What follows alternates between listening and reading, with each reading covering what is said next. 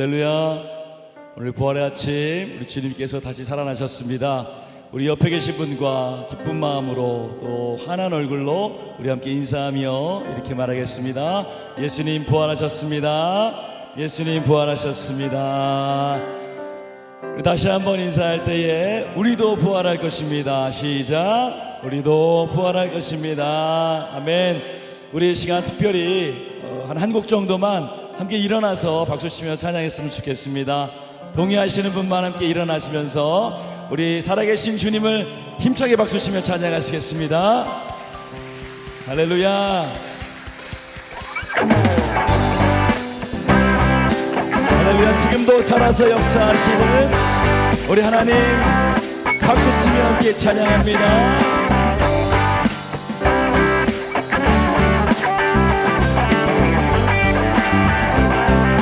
주의 이름 높이며 주의 이름 높이며 주를 찬양해 주를 찬양하라이 나를 구하러 오신 나를 구하러 주를 기뻐해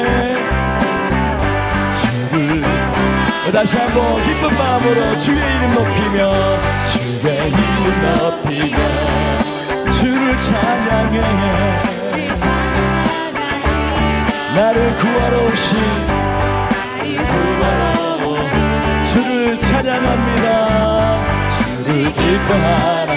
하늘 영광 버리고 하늘 영광 버리고 이 땅 위에 십자가를 지시고 죄사하게 내 무덤에서 일어나 하늘로 올리셨네.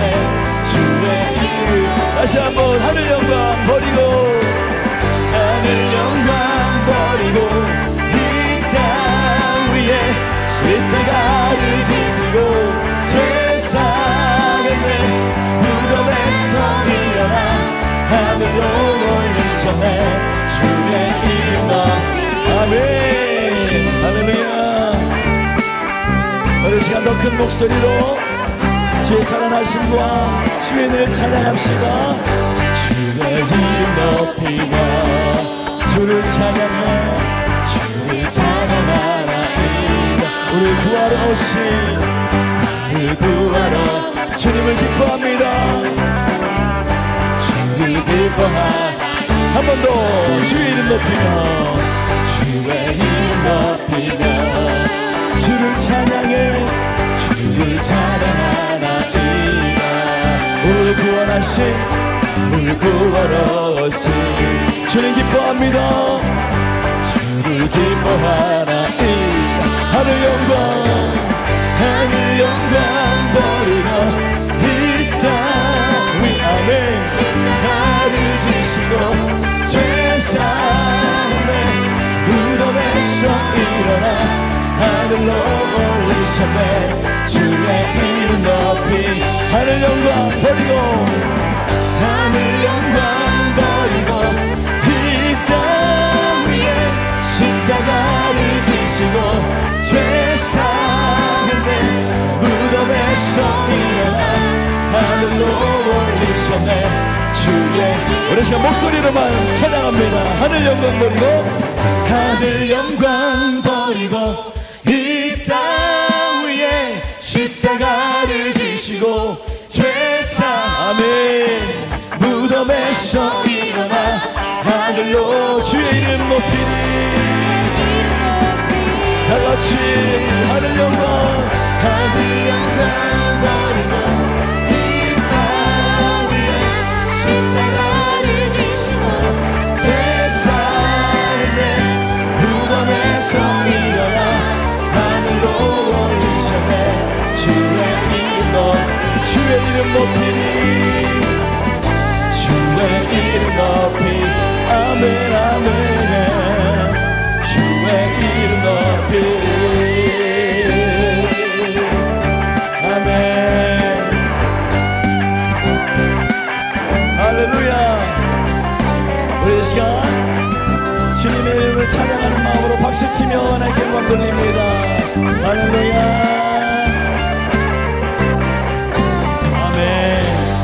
자리 앉아주시기 바랍니다.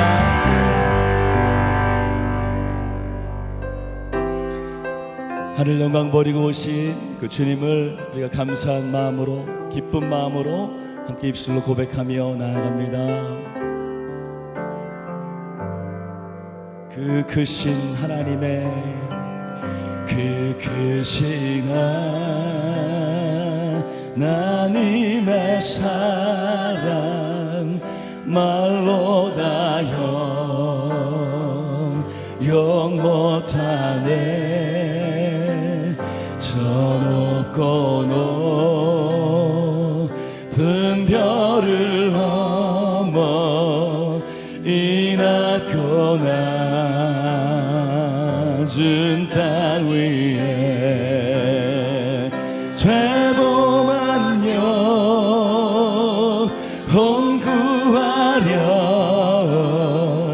그 아들 보고 내 화목제물 삼으시고 화목제물 삼으시고 죄 용서하셔. 하나님 크신 사랑, 하나님 크신 사랑 증량 다 못하네. 못하네.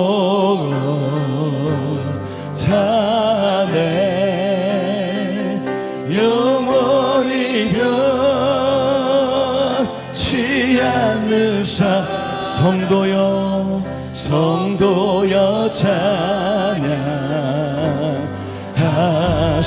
괴로운 시절 지날 때 괴로운 시절 지나 땅 위에 영화스 할 때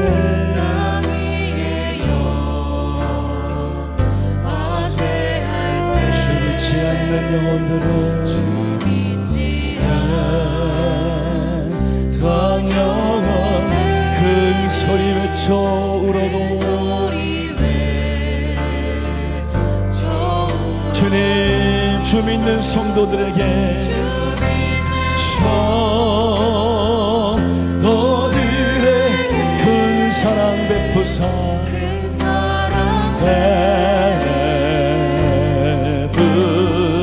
우리의 죄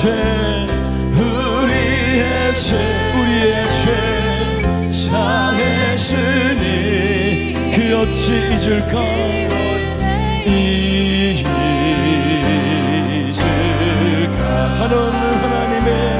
하나님 크신 사랑을 증량 다 못하며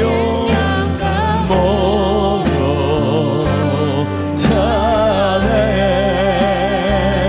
영원히 변치 않는 사랑 성도여 찬. 우리 목소리 높여 찬양합니다. 하늘을 두루마리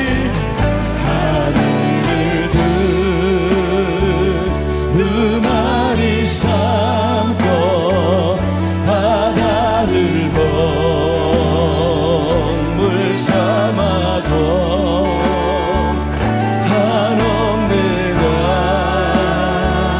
하나님의 사랑 다 기록할 수 없네. 하나님의 크신 사랑, 하나님의 크신 사랑 그 어찌 다시 저 하늘 높이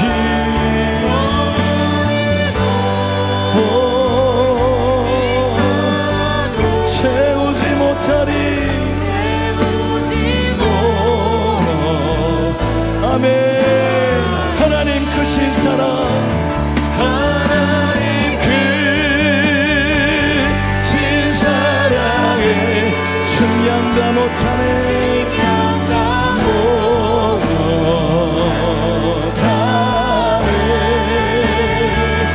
영원히면 성도여 찬양하세. 성도 우리 두 손 높이 들고 사랑 감사합니다. 하나님께 주 사랑을 증량 다 못하네.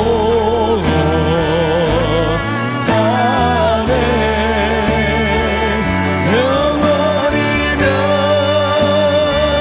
변치 않는 사랑 성도여 찬양하세.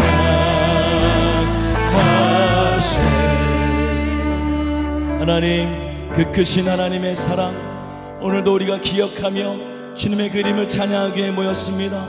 우리 예배 가운데 함께 하시는 하나님, 영광과 존귀와 찬양을 받아 주시옵소서. 오늘도 이 말씀을 듣습니다. 주의 말씀 가운데 우리 안에 잠자고 있는 부활의 영성이 깨어나게 하여 주시옵소서. 우리도 당장 주님과 만날 날을 기대하며 나아갈 수 있도록 우리의 믿음 생활 지킬 수 있도록 해달라고 이 시간 주님 한번 크게 여시고 함께 기도합니다. 주여, 아버지 하나님, 오늘 우리가 주의 큰 사랑을 기대합니다. 주님의 은혜를 기다립니다. 하나님, 오늘도 그 크신 사랑으로 우리를 구원하여 주셨사오니 하나님, 오늘도 그 사랑을 우리가 잊지 않게 하시며 주의 전에 나와 찬양하게 하심을 감사합니다. 하나님, 오늘 예배 가운데 말씀 가운데 역사하시는 주님을 온전히 바라보게 하여 주시옵소서. 믿음으로 기도하는 모든 기도 가운데 주여 우리의 마음 가운데 역사하시는 주님을 바라보게 하여 주시옵소서. 성령께서 오늘도 우리의 마음을 주장하여 주실 줄 믿습니다. 성령님, 우리의 연약한 마음 붙잡아 주시옵소서. 주의 은혜로 채워주시어서 부활의 기쁨과 부활의 승리를 맛보게 하여 주시옵소서. 하나님 믿습니다.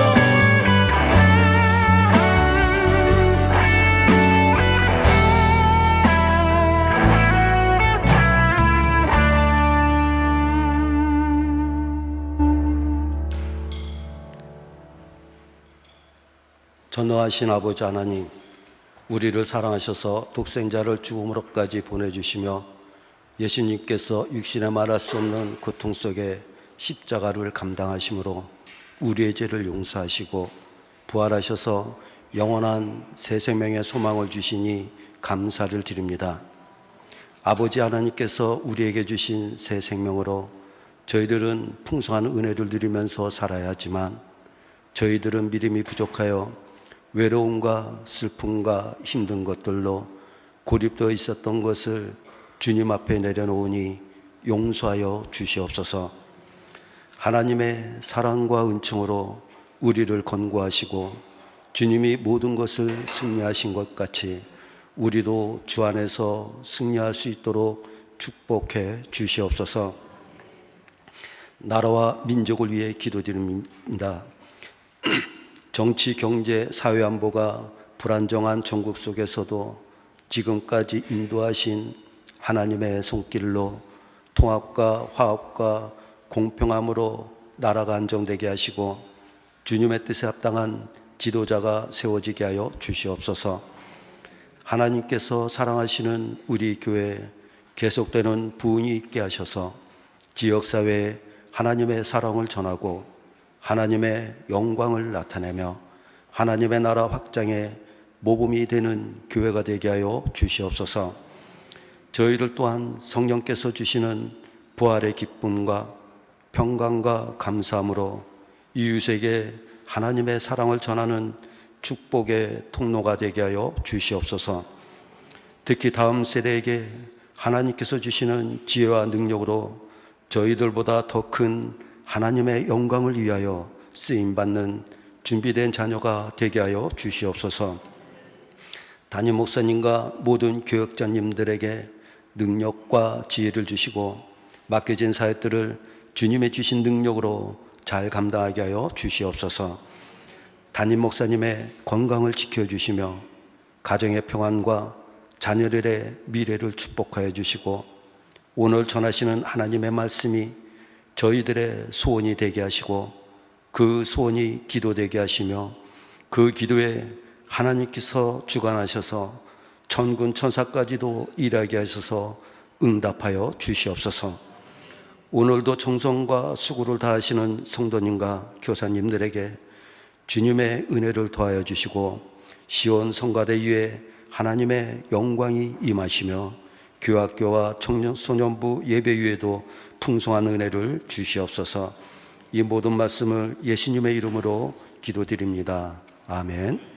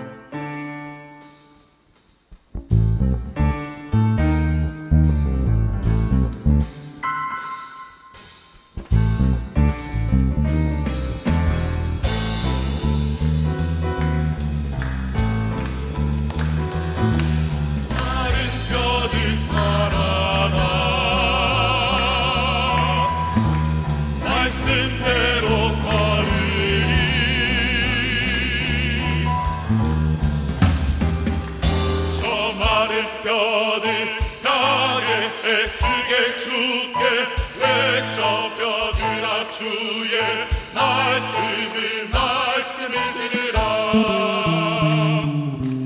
애쓰게 마른 뼈들 연결해 주 말씀 그대로 살아나. 메마른 뼈들이 일어나 주 말씀 그대로.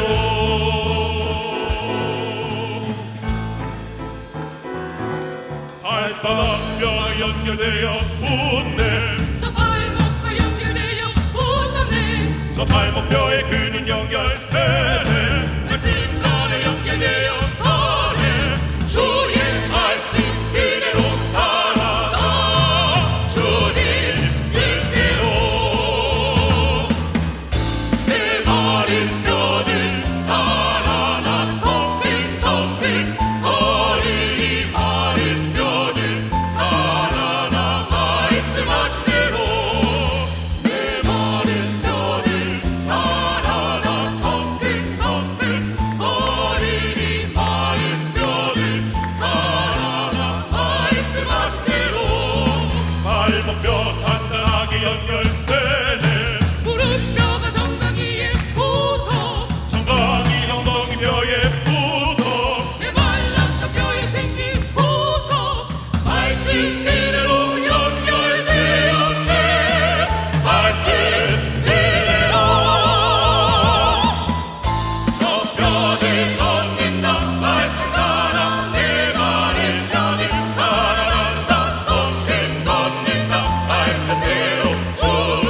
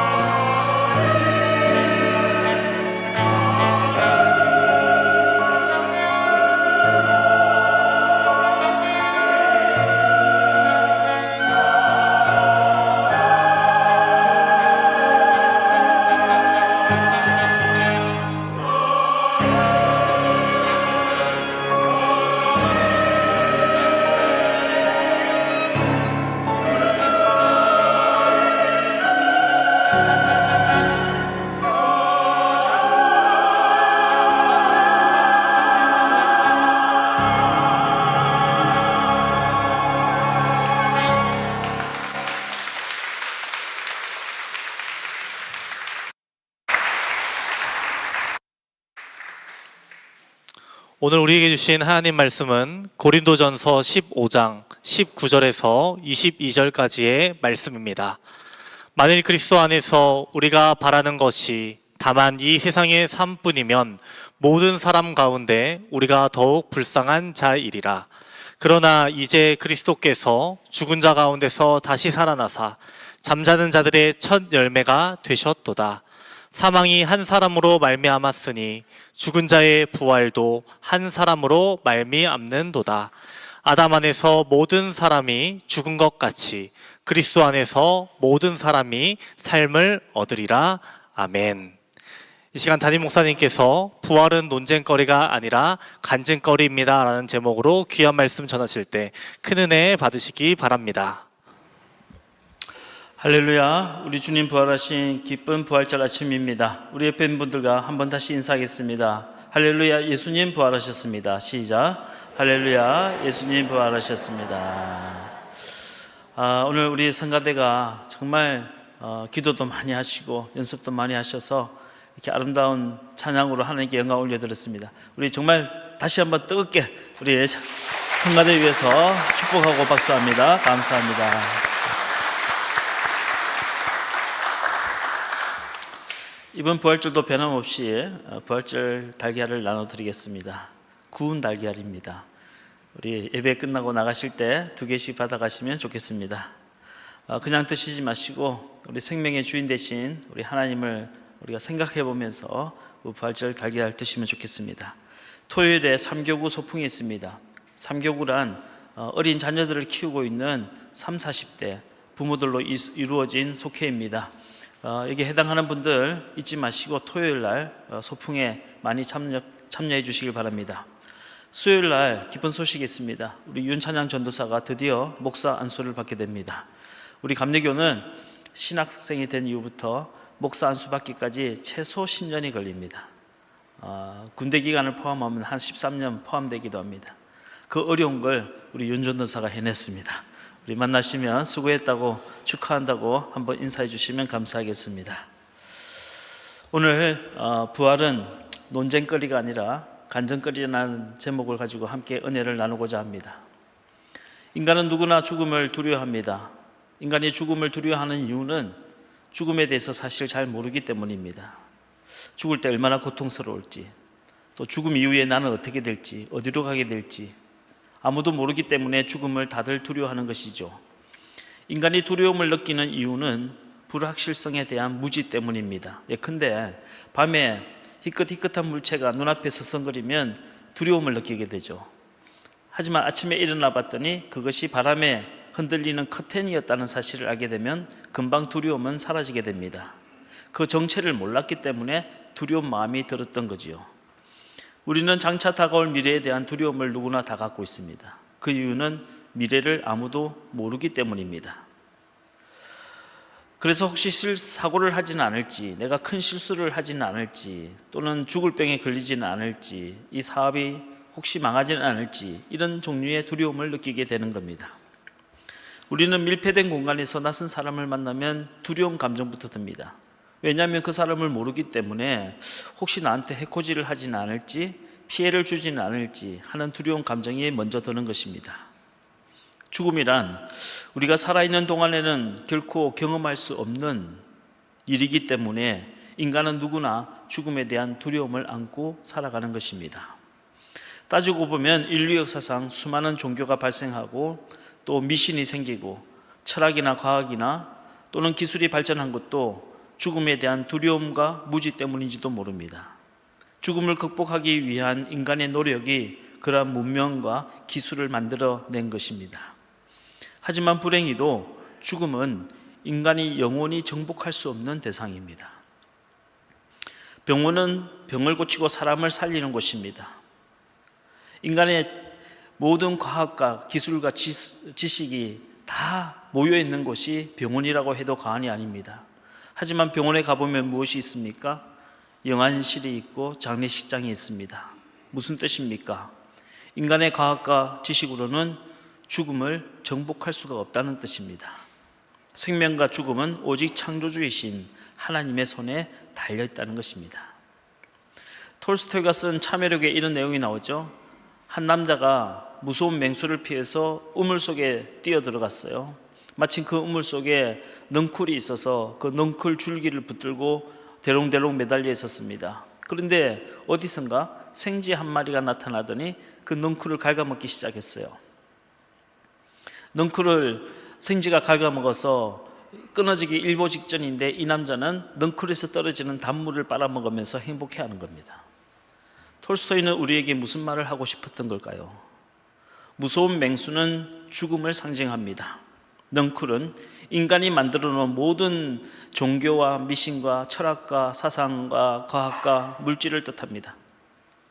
인간은 죽음의 두려움에서 벗어나기 위해서 그러한 미신이나 철학이나 과학과 물질을 붙들고 살아가는 겁니다. 하지만 어디선가 생쥐 한 마리가 나타나 넝쿨을 갉아먹듯이 불확실한 운명은 인간이 의지했던 그 모든 것을 일순간에 파괴시킵니다. 인간은 자신이 죽을 운명이란 사실도 잊어버린 채 자신이 붙들고 있는 그런 미신에서 또는 이념에서 물질에서 어리석은 만족감을 느끼며 한순간 살아가고 있다는 겁니다.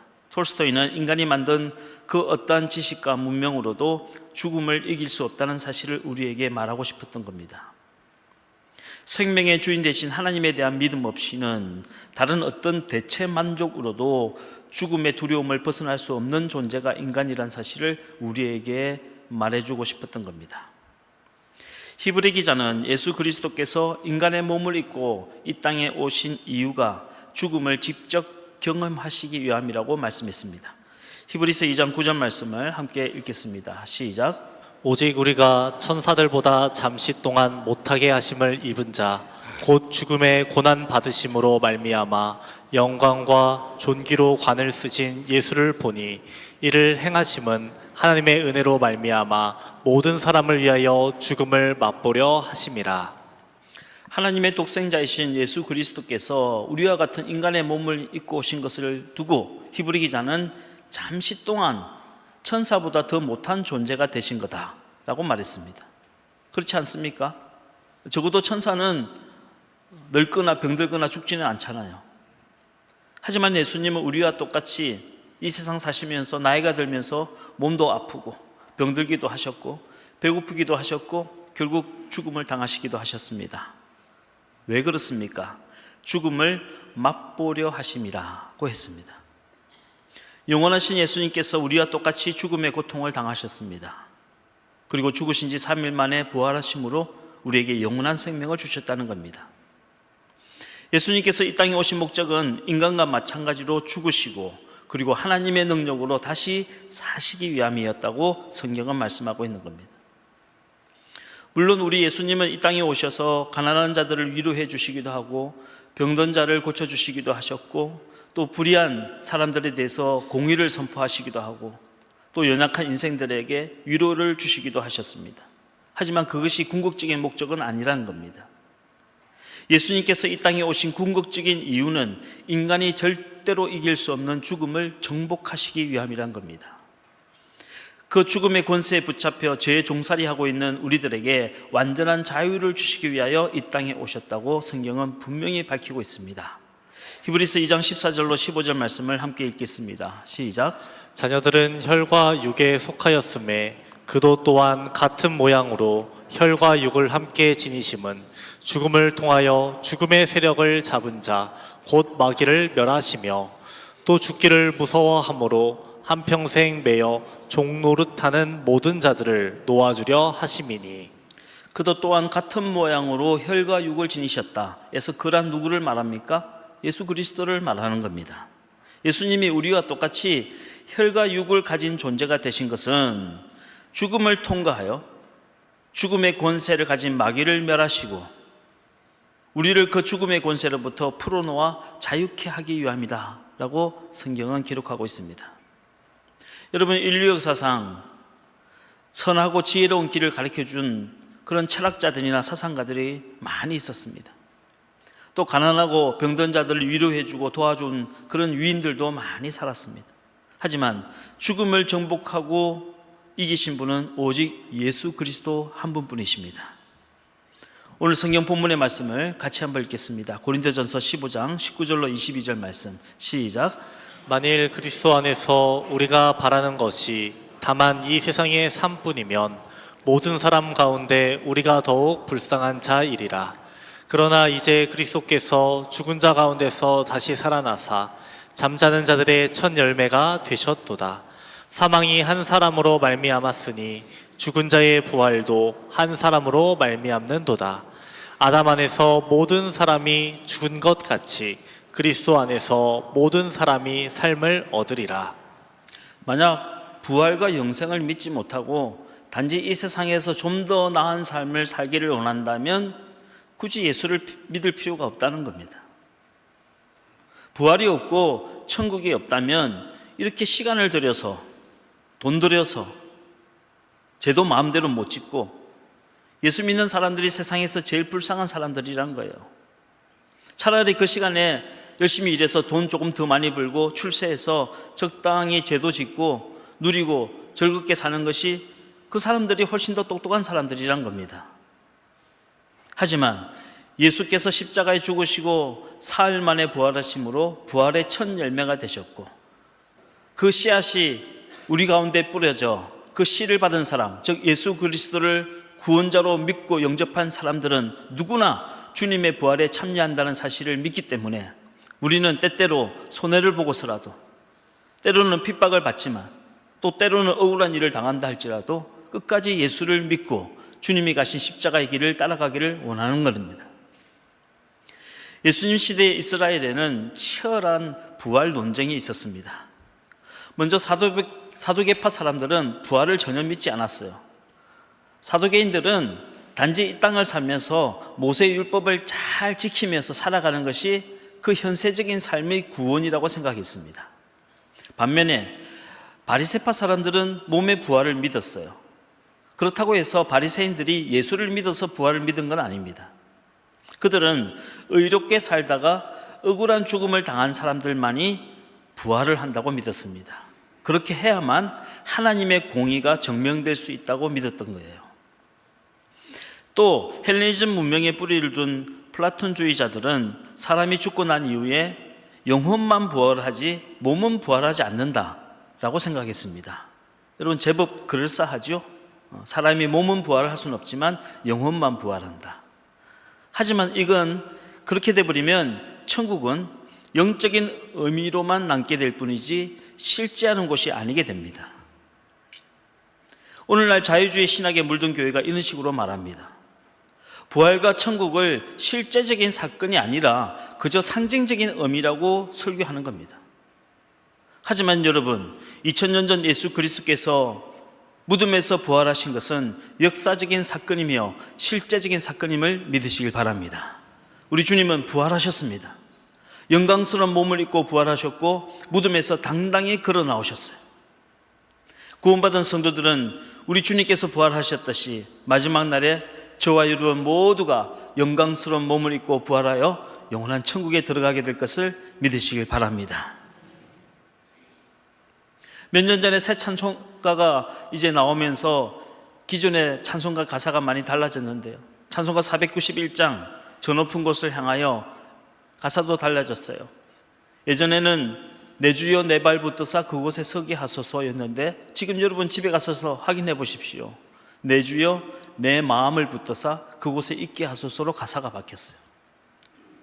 그래서 우리 교회는 장례식 할 때마다 이 찬송가를 부르면서 그냥 주구장창 옛날에 불렀던 가사로 내 주여 내 발 붙드사 그곳에 서게 하소서 이렇게 부르는 거예요. 여러분 부활은 역사적인 사건이고 천국은 실제하는 곳임을 믿으시길 바랍니다. 마음으로만 가는 그런 상징적인 곳이 아니란 거예요. 저와 여러분은 저 천국에 들어가서 두 발로 서고 이 두 발로 걷고 뛰고 달리면서 죽임당한 어린 양 보좌에 앉으신 예수 그리스도를 찬양하게 될 줄로 믿으시길 바랍니다. 상상으로만 가고 마음으로만 가는 것이 아니라 우리가 몸의 부활을 입고 그 천국에 들어가게 되는 겁니다. 1세기경에는 부활에 대한 논쟁이 많았습니다. 지식인들이 모이면 수시로 부활에 대해서 논쟁을 하곤 했습니다. 하지만 1세기 초대교회에는 부활에 관한 논쟁이 전혀 없었습니다. 초대교회 성도들에게 부활은 전혀 논쟁거리가 되지 못했습니다. 왜 그랬을까요? 초대교회 제자들은 예수의 부활을 직접 두 눈으로 목격한 사람들이었기 때문입니다. 이게 소문이나 썰이 아니라 내가 직접 보고 경험한 사실이었기 때문에 부활은 더 이상 논쟁의 대상이 아니라 그저 간증의 대상이었던 겁니다. 예수님은 부활하시고 승천하시기까지 그 40일 기간 동안에 500명이 넘는 제자들에게 부활하신 몸을 직접 보여주셨습니다. 가장 먼저로는 부활하신 날 새벽에 무덤을 찾아왔던 막달라 마리아와 여인들에게 보여주셨습니다. 그리고 나서는 엠마오 마을로 내려가던 글로바와 또 한 명의 제자에게 나타나셨습니다. 그리고 마가의 다락방에 모여있던 11명의 제자들에게 나타나셔서 손과 발의 못자국을 직접 보여주셨어요. 이때 의심 많던 도마에게는 네 손으로 못자국과 옆구리의 창자국에 직접 한번 넣어보아라 하고 하셔서 도마가 직접 예수님의 상처에 손을 대기도 했습니다. 그리고 나서 도마는 주님의 부활을 믿게 되었죠. 그 후에는 디베라 바닷가에서 고기를 잡던 베드로와 7명의 제자들에게 친히 나타나셨고, 마지막으로는 감람산에서 500명이 넘는 제자들에게 나타나셔서 마지막 당부를 하시고 승천하셨습니다. 부활하신 예수님을 직접 이렇게 눈으로 보고 손으로 만져보고 직접 대화를 나누었던 제자들에게 부활은 더 이상 논쟁의 대상이 될 수가 없었던 겁니다. 이제 남은 것은 목숨을 걸고 그 부활을 전하는 것밖에 없는 겁니다. 실제로 예수의 제자들은 대부분이 예수님의 부활을 전하다가 죽임을 당했습니다. 십자가에 매달려 죽기도 하고 참수형을 당하기도 하고 산채로 불에 불태워져서 죽기도 하고 몸에 껍질을 벗겨서 죽임을 당하기도 했습니다. 예수님께서 십자가에 죽으시고 3일 만에 부활하셨습니다. 딱 이 말 한마디 때문에 그들은 그토록 많은 고문을 당하고 죽임을 당해야만 했습니다. 그런데 그들은 왜 부활을 전하고 다닌 걸까요? 그 말을 하면 죽임을 당할 거란 것을 뻔히 알면서도 왜 그런 소리를 하고 다닌 걸까요? 그들이 본 것이 진실이기 때문입니다. 진실은 논쟁의 대상도 아니고 타협의 대상도 아닙니다. 만약 그것이 누군가에게 전해들은 소문이거나 아니면 내 상상이나 내 의견이라면 논쟁을 할 수도 있고 양보를 할 수도 있고 타협도 할 수 있겠죠. 하지만 진실은 양보할 수도 없고 타협할 수도 없는 겁니다. 어떻게 내 눈으로 똑똑히 본 것을 아니라고 말할 수 있겠습니까? 2000년 전 초대교회 성도들에게 부활의 신앙은 오늘날 믿음이 약한 우리들처럼 부활을 믿어야 되나 말아야 되나 고민의 대상이 아니었어요. 말만 많은 사람들처럼 영혼으로만 부활하는가 아니면 몸으로도 부활하는가 하는 논쟁의 대상이 전혀 아니었습니다. 예수님의 부활은 논쟁의 대상이 아니라 목숨을 걸고 전해야 하는 사명의 문제였던 겁니다. 사도행전 4장을 보면 베드로와 요한이 예수님의 부활을 전하고 다니자 공회에서 그들을 체포하지 않습니까? 그리고 다시는 예수의 부활에 대해서 말하지 말고 예수의 옛자도 입에 담지 말라라고 말할 때 베드로가 뭐라고 했습니까? 우리가 보고 들은 것을 말하지 않을 수 없다. 우리가 직접 보고 직접 들었던 그 말씀을 우리가 말하지 않을 수 없다라고 말했던 겁니다. 사랑하는 성도 여러분, 오늘 하나님께서 저와 여러분을 부활의 증인으로 부르고 계신 줄로 믿으시길 바랍니다. 그저 교회 문턱만 밟고 다니면서 왔다 갔다 하는 교인이 아니라 그저 입으로만 하나님 믿습니다 하고 실제 살아가는 걸 보면 안 믿는 사람이랑 별반 다를 게 없는 그런 사람이 아니라 예수와 함께 십자가 위에서 분명히 내 죄가 못 박아 죽고 예수와 함께 다시 부활할 것을 믿는, 그래서 예전에 없던 삶, 변화된 삶, 거룩한 삶, 영적인 삶을 살아가는 부활의 증인들이 다 되시기를 주의 이름으로 축복합니다. 또 한 가지 부활은 한 알의 밀알이 땅에 떨어져 죽어서 많은 열매를 맺는 것과 같다고 말씀하고 있습니다. 우리 요한복음 12장 24절 말씀 한번 읽겠습니다. 시작. 내가 진실로 진실로 너희에게 이르노니 한 알의 밀이 땅에 떨어져 죽지 아니하면 한 알 그대로 있고 죽으면 많은 열매를 맺느니라. 한 알의 밀알이 땅에 떨어져 죽지 않고 있으면 그 한 알만 그대로 남아있지만 그 씨앗이 떨어져서 죽게 되면 수많은 열매를 맺는다고 말했습니다. 여러분이 잘 아시는 우리 한국의 예술영화의 대부라고 할 수 있는 임권택 감독님 있잖아요. 서편제를 만든 감독인데 저는 이분이 만든 영화 중에 개인적으로는 축제라는 영화를 굉장히 좋아합니다. 이 축제라고 하는 영화를 보면요, 이런 장면이 나와요. 어느 날 어린 손녀딸이 할머니에게 대뜸 이런 질문을 하는 겁니다. 할머니는 왜 자꾸 작아지는 거야? 그래서 할머니가 이 손녀딸에게 웃으면서 이렇게 대답했습니다. 그러는 너는 왜 자꾸 키가 커지는 거니? 그러자 손녀딸이 이해를 못하겠다는 듯이 고개를 갸우뚱했어요. 그래서 할머니가 이렇게 말해주는 겁니다. 그건 할머니가 너한테 키를 주기 때문이야. 그래서 할머니는 자꾸 작아지고 너는 자꾸 커지는 거란다. 이야기를 듣고 손녀딸이 이해가 된다는 듯이 빙그레 웃는 겁니다. 우리가 죽음을 통과해서 새로운 부활을 맞이한다는 것은 내가 죽음으로써 누군가가, 우리의 자녀들이 좋은 열매로 자라나는데 꼭 필요한 걸음이 된다는 의미입니다. 저는 어릴 적 여름방학이 되면 저희 외할머니가 살던 시골 동네로 가서 외할머니 집에서 며칠을 보내곤 했습니다. 제가 살던 곳도 시골이지만 저희 외할머니가 사시던 곳은 시골 중에 진짜 상시골이었어요. 요즘으로 치면 창원의 두대라는 곳에서 한참을 더 들어가는 시골 마을이었어요. 외할머니는 어린 외손주가 온다고요, 매일 강정을 만들어 주시기도 하고 꽃감을 미리 말려놨다가 하루에 하나씩 빼서 저에게 먹여주시기도 했습니다. 저는 비록 어린 나이였지만 굉장히 영악하게 어머니보다 할머니가 훨씬 더 만만한 존재라는 것을 알고 있었어요. 그래서 울기도 하고 땡깡도 부리고 하여튼 제가 하고 싶은 대로 다 하고 살았습니다.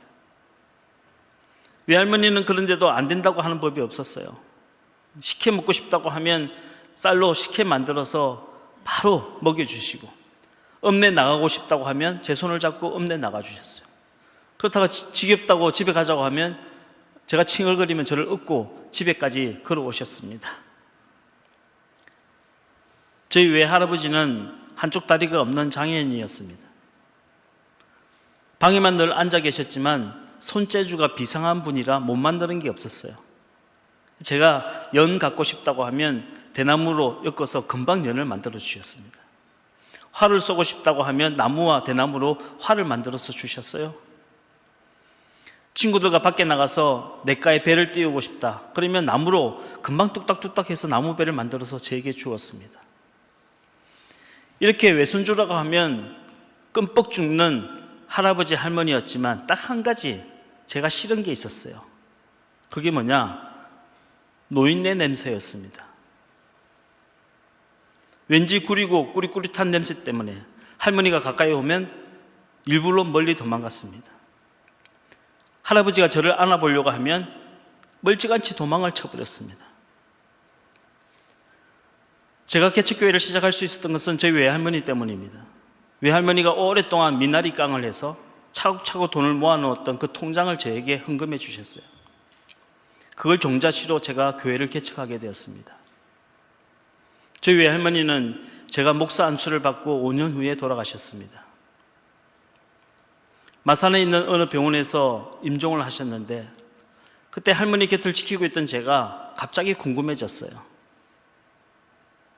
그래서 할머니 곁에 가까이 다가가서 냄새를 맡아봤습니다. 어릴 적에 그렇게 싫어서 도망다녔던 그 냄새가 또 나는가 하고 싶었어요. 그런데 놀랍게도 아무 냄새가 나지 않는 겁니다. 저희 할머님은 정말 거짓말같이 무취에 가까울 정도로 아무런 냄새가 나지 않았습니다. 95세로 죽음을 맞이하셨던 제 외할머니는 손주들에게 모든 것을 다 주고 가셨습니다. 마지막 남은 몸의 채취까지도 주고 가신 겁니다. 그때 저는 그런 깨달음을 얻었습니다. 죽음이란 게 주다가 더 줄 것이 없으면 그게 죽음이구나. 우리는 한 세대를 살다가 죽게 됩니다. 누구도 예외는 없습니다. 젊음이 내 공로가 아니듯이 늙는다는 것은 내 잘못은 아닙니다. 나이가 들고 늙고 병들고 죽는 것은 하나님이 정해주신 운명입니다. 누구도 그 운명을 피할 수는 없습니다.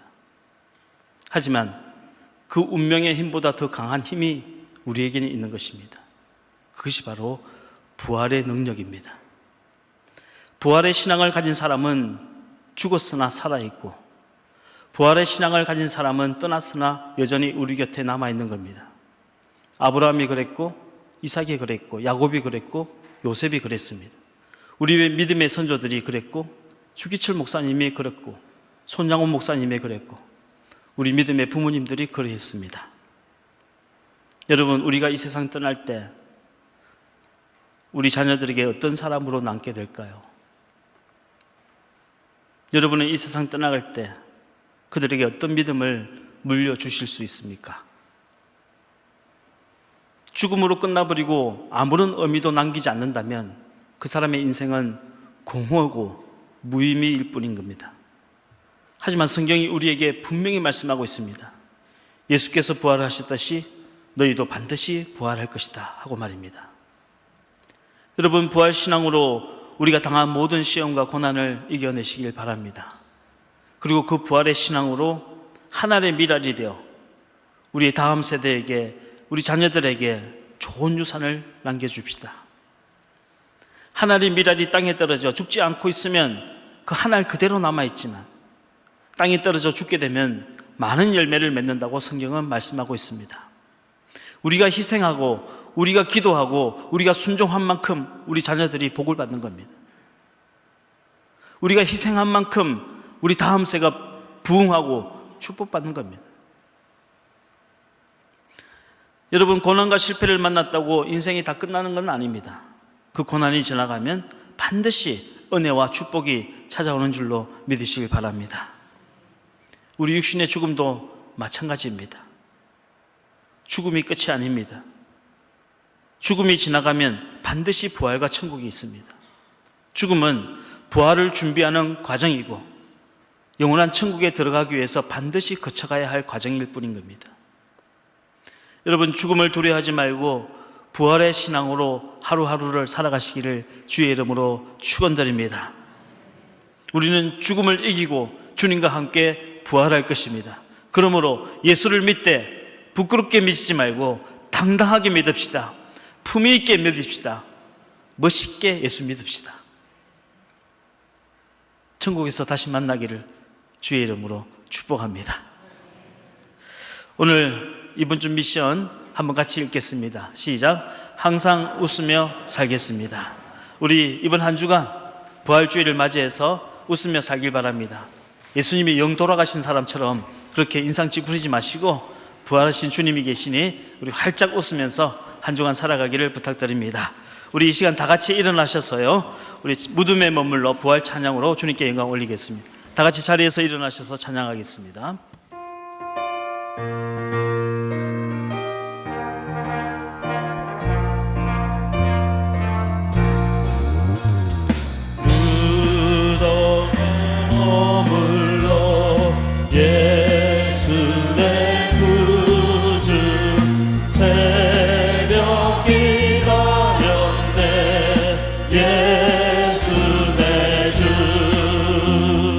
원수가 이기고